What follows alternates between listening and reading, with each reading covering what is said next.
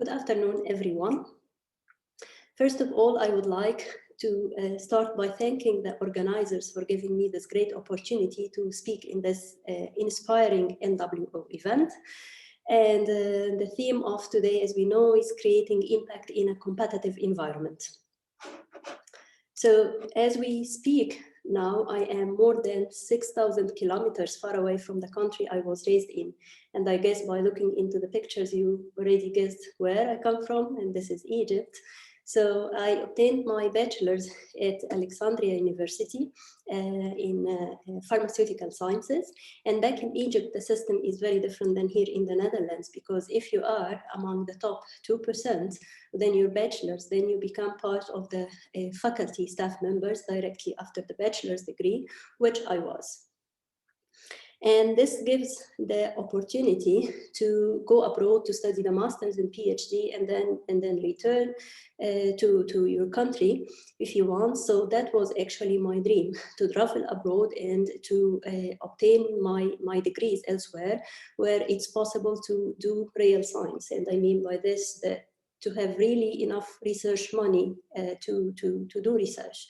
So I started looking for possible scholarships to first study my master's, and I was lucky enough to get a scholarship from the NOFIC, so in the Dutch government, to study my master's, which I did in Wageningen University.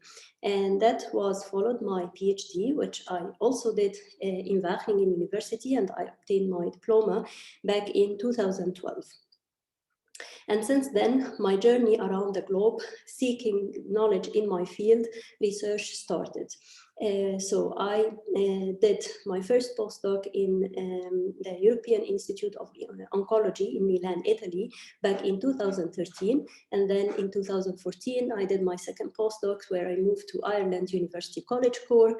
Then in 2015, I got actually a first permanent position in the Nestlé Research Center in Lausanne, Switzerland.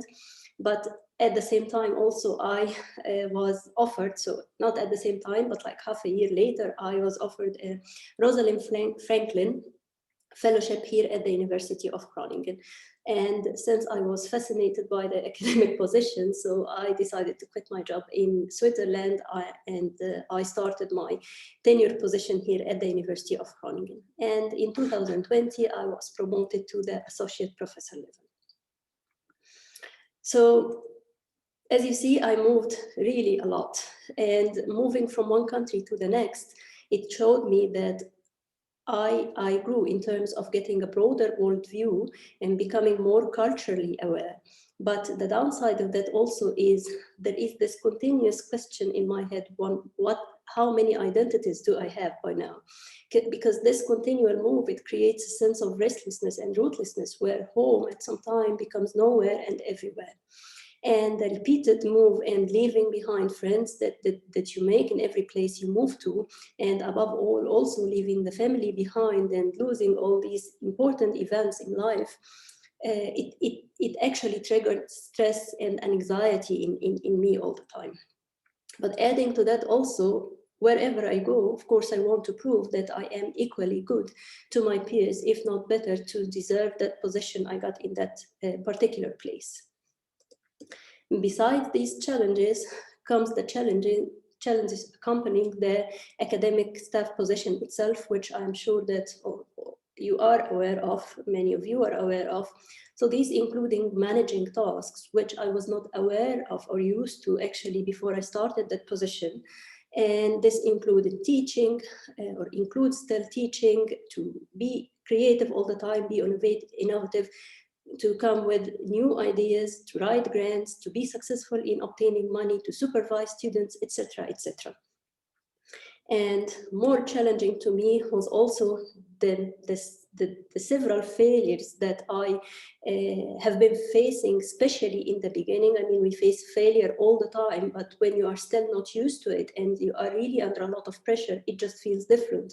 Because also, at least to me, it was not still that clear at that moment when I started my position that the failure is actually the first step to success. But I give you an example. I remember when I started this, my appointment here, I had to make a tough decision after 1 year to stop the contract of my first PhD. And I didn't know by that time what to do, because I was so scared whether I would be able to find a replacement in time, because also I had a lot of obligations to fulfill criteria within the 5 years of my tenure, like, for example, obtaining crazy number of publications, which you need students for, and so on. And on top of all these challenges comes also my representation of a minority being from a non-Western country, plus being a woman as well. Yet, I did not quit my job.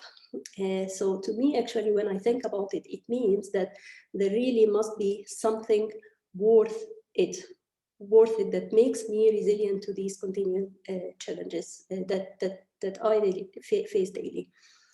And this has been always my fascination by the world of the gut microbes that started since my master's studies and remain to date. So I think by now you may know that you are not just human as we used to think before, because we know that we have microbes that have almost 200 times more genes than our human genome. So it consists of 99% of genes that uniquely come from these microbes and not from us. So this just to give you an indication how important these gut microbes are to your health and also in the development of any diseases. And in particular, I am interested in the science behind what we call the gut feeling. So this is a phrase that we often use, and it refers to the solid interconnection between the gut and the brain. And this interaction is actually mediated through an extensive network of neurons that is present in our gut, and various number of chemicals and hormones, many of which are produced by these microbes that you carry in your gut through their metabolism of what we ingest, being it food or medication. And in my research team, we particularly study what chemicals are produced by which gut microbes and why the microbes produce these chemicals, and whether actually these productions can affect our health or even interfere with the efficacy of the medication that we take. But back to the important question, how did and do I deal with the setbacks or the challenges, the daily challenges that I have? And to me, that was, let's say, the most important lesson that I have learned over these past years. And this is to be vulnerable, because we all fail and struggle with things, but sharing them, we used to think that this is actually a sign of weakness. It's just the opposite, because it's an incredible, powerful way to build trust and strength. And this is how also you learn from experiences of others. So being vulnerable to me, it actually meant that I can express my own concerns and doubts without needing to worry how I would be perceived by others. It allowed me to share my processes of the growth and discovery and challenges in life that I have been facing over these years. And this allowed the people around me to know what I am dealing with, what I am learning at this moment, and what I am challenged with. And the more I let people around me know who I truly am, so the authenticity in me, it gave me insight also into, or it gave them insight into how I operate. And for that, it creates an environment of transparency and authenticity in the end. So for me, the main outcomes from this is that being vulnerable, it helped me to better learn the culture, to trust people around me, and to have better engagement and relationships. And it resulted in this fascinating group of people that I have in my lab, and I really enjoy working with all the time. But let me go back before finishing this talk with 3 take-home messages that I would really like you to keep in mind.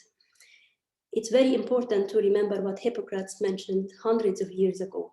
Let your food be your medicine, because these microbes, they keep on digesting the food that you eat, produce a whole lot of compounds that play all important roles in health and disease. And be aware that your gut microbes can affect the effectiveness of your medication, whether by improving it or making it inactive. Apologies for the mistake in the you, it's yours. And remember always that out of your vulnerabilities will come your strength. Thank you very much for your attention.